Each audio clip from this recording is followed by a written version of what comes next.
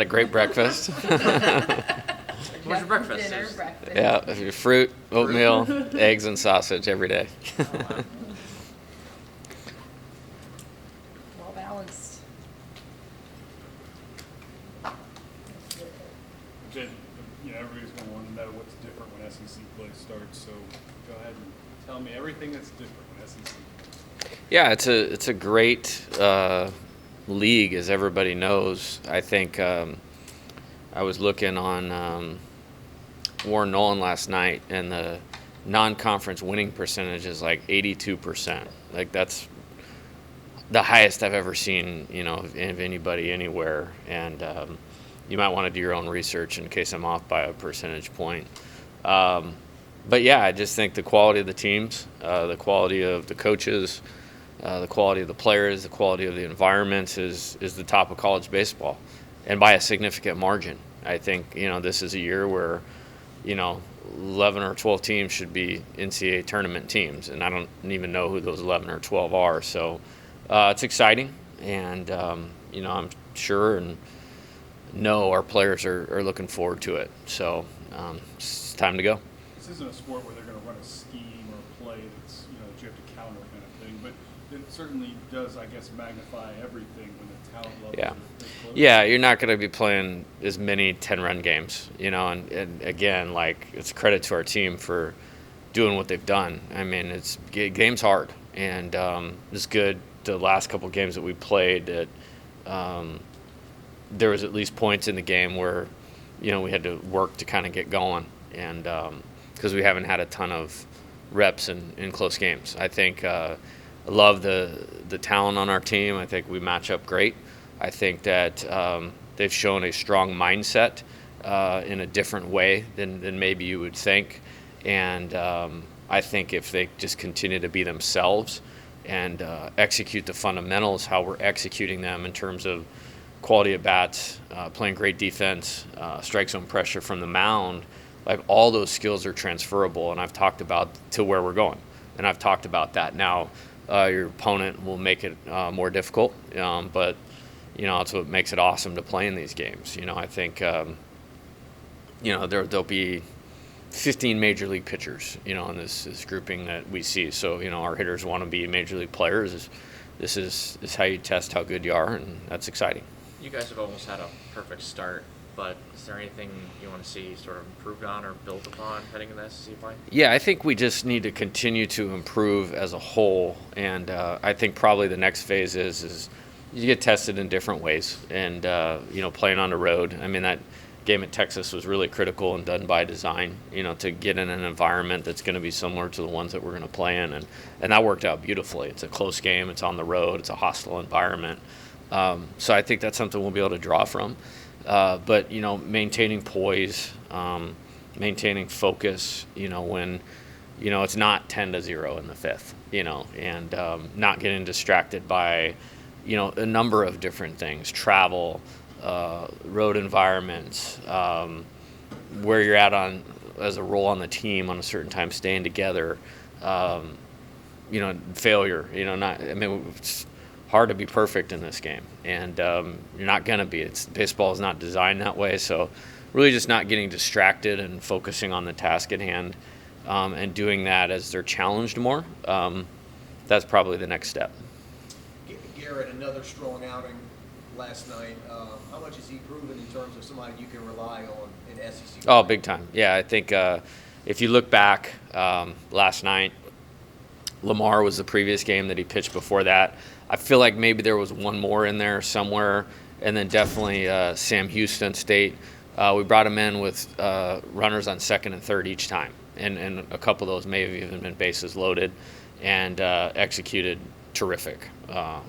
terrifically, or as good as you can. And that's a special skill, not to let inherited runners score.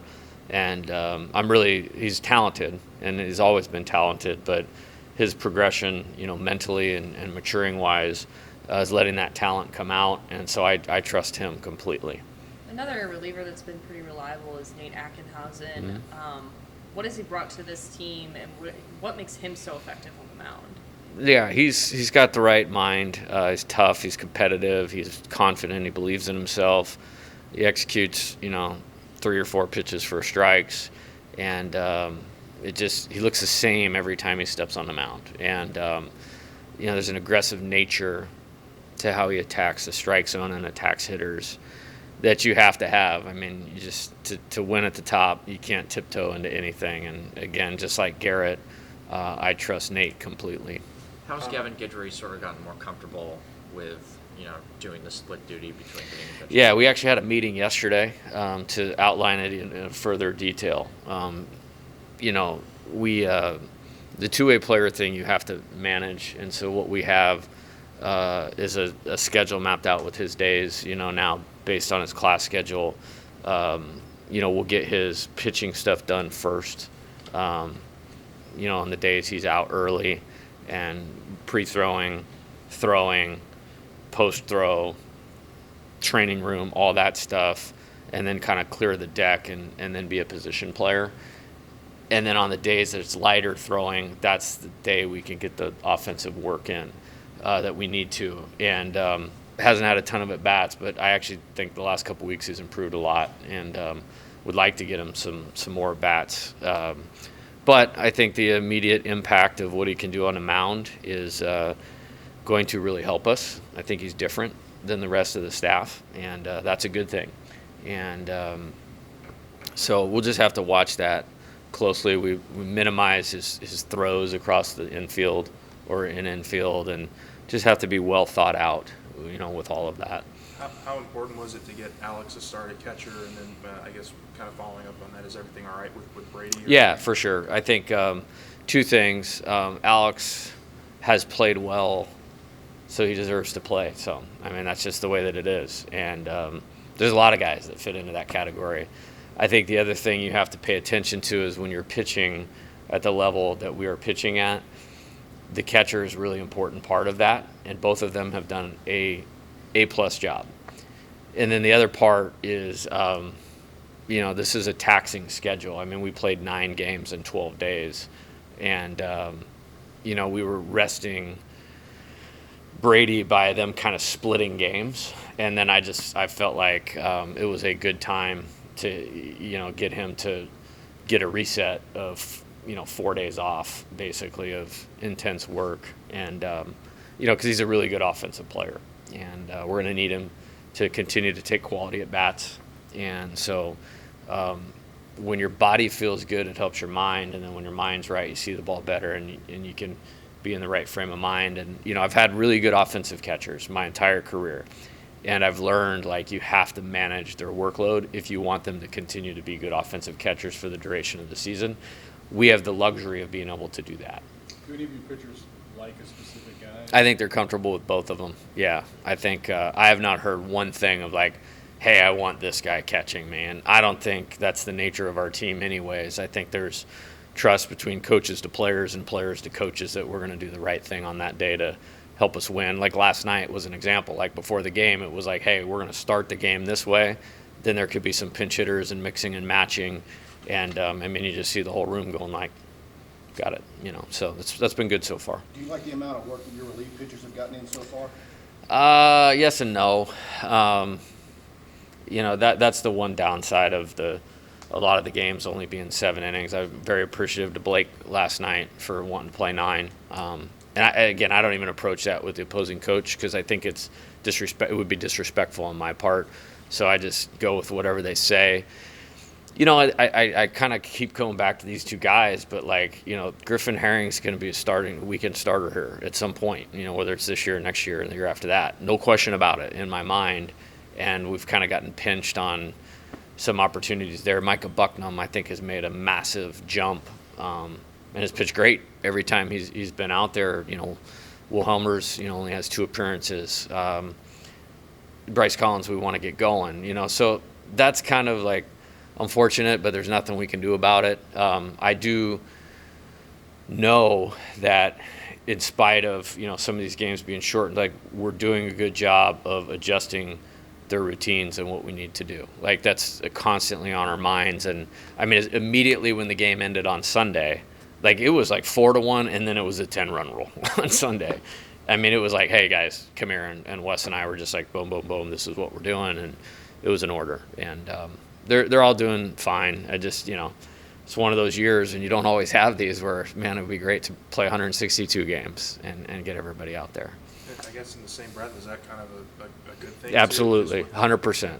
100%. If you think about last year's team, and I never forget this game. Like, we were beating Nichols 10-0, and it's like, okay, like Reiselman, Gervais, and Cooper are not going to have to pitch tonight, and I think I'd subbed all the hitters out, and this is like in the 8th inning, and sure enough, it was 10-6 with one out in the 9th, and Reiselman was in the game.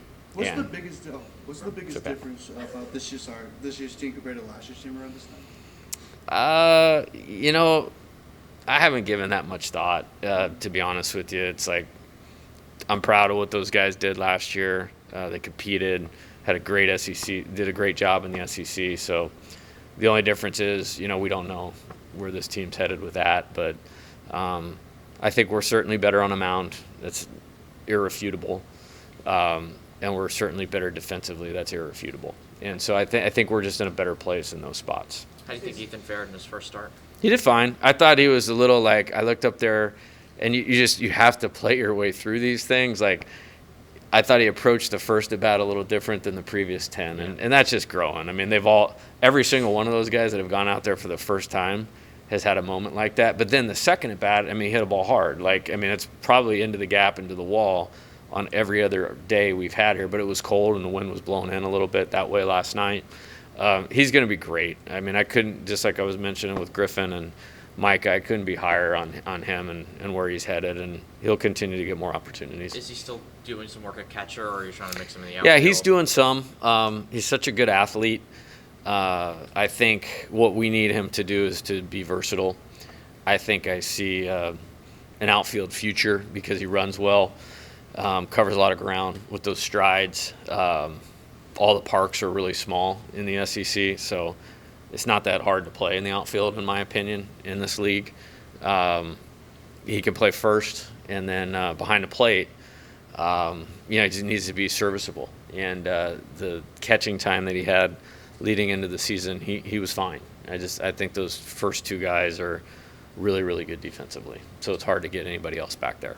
What does the schedule look like over the next couple of days? And have you ever played a game at Bluebell Park? Yeah, we're going to practice here at 1 today and, get back to work. Monday was an off day, needed off day. And then we got here early yesterday and really good. These guys are great on their routines, and we get a lot of work done on game days, so that was good. Today, just like continuing to sharpen and stay in routine of the things that we need guys to be good at. And then very light game prep type stuff. And then we'll travel tomorrow, I think late morning, and then get over there and hopefully practice. Supposed to get some weather, so that's kind of TBA, and then get ready to play. How much You're up. How much excitement, anticipation to debut your new pitching rotation? Skeens for the first time, Hurd whenever he pitches. Floyd's not new. I don't know if you're pitching him Saturday, what you're doing, but these new pitchers that you recruited to go in the SEC play and start for the first time. Sorry, I forgot the last part of your question. Yeah. I've never played at Texas A&M, so Gotcha. yeah. We just needed to be better and have.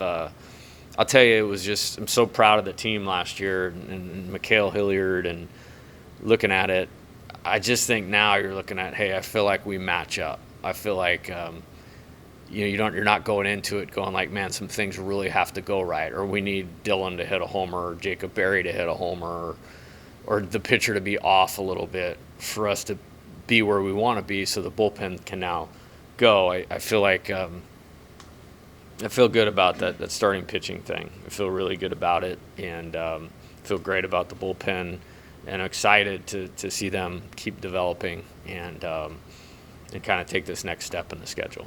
Go ahead. I'm sorry, but this doesn't mean anything, but have you thought about if Mikhail was on this year's team, how he could work off some of these guys, his skill set, No, he's popped in the dugout a couple times, and I always give him a big hug and just say thank you every time I see him. Like, I just feel like he was like the savior of the season last year. Very appreciative of him, but no, I just kind of like, there'll be a time to kind of look back on things. It's just when you're getting the season, it's never that time, But yeah, he did a great job, and the guys right now are doing a great job. Going off the anticipation, obviously there's been so much of that and so much hype going into SEC play. What's the conversation like with the players? Are you telling them to embrace that hype or just kind of make sure, same game? No Yeah, good question. Relative to hype, they've gotten more than any team I've ever seen. Well before this point in the season, and they deal with it about as good as you can. And really, none of that matters. It's always about the play and the fundamentals and executing the fundamentals and being in the right frame of mind. And I think they know that. And it doesn't mean we don't constantly talk about it. We can't talk about it all the time. And, just this thought of playing to a standard above winning is a big thing with us. And they've really embraced that. And I think with their talent and the right standpoint or mindset and embracing that, then you can kind of surrender the result at that point in time, as crazy as that sounds, and then you can play with freedom and be your best. It's hard we to recognize that the depth and the talent of the pitching staff's better this year, but I feel like the walks are down. Is control better? Is it aggressive? Maybe even worse? Yeah, I think it's a talent standpoint. I don't think it's I think they're attacking the zone with all their pitches, kind of running towards the fight, if you will, which is a great quality of a pitcher. It's just the execution. It's all about execution. And I just think, that's been at a high level. What are some of the things that Texas A&M does so well?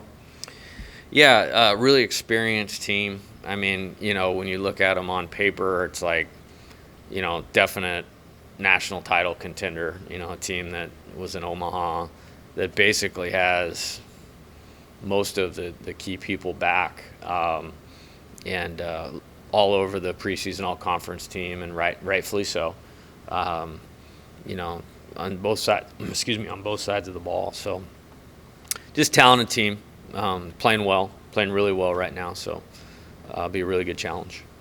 It's hard to point out a weakness with this team, but with some of these games against left-handers who throw off-speed pitches, it seems like the offense has gotten a little bit of a slower start. Is that something you pay attention to or even give any value to? Yeah, I think the statistics, they're, we're I think we're hitting 380 against righties, so I think it's exceptional, and I think we're normal against lefties, and that doesn't mean we're bad at all.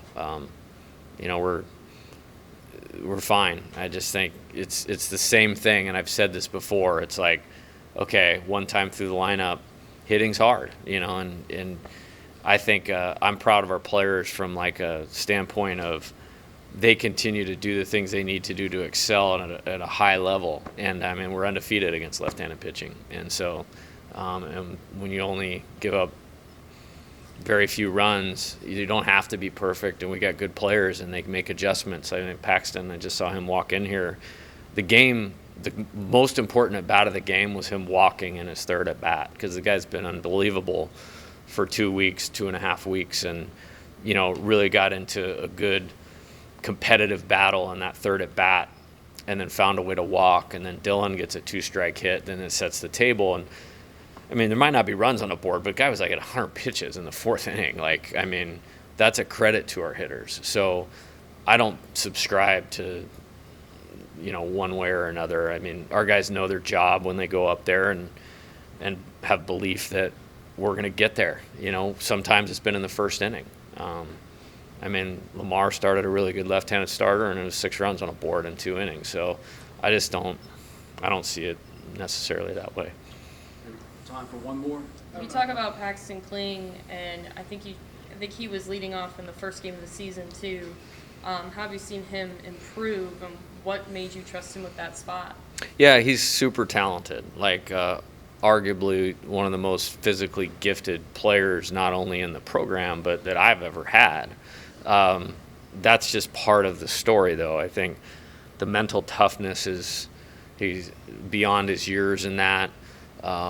The coachability, confidence. I mean, you put all those things together, and it's easy to trust a guy like that. And, it's only going to continue to get better from here, which is exciting. How's Tommy look in the field? Great.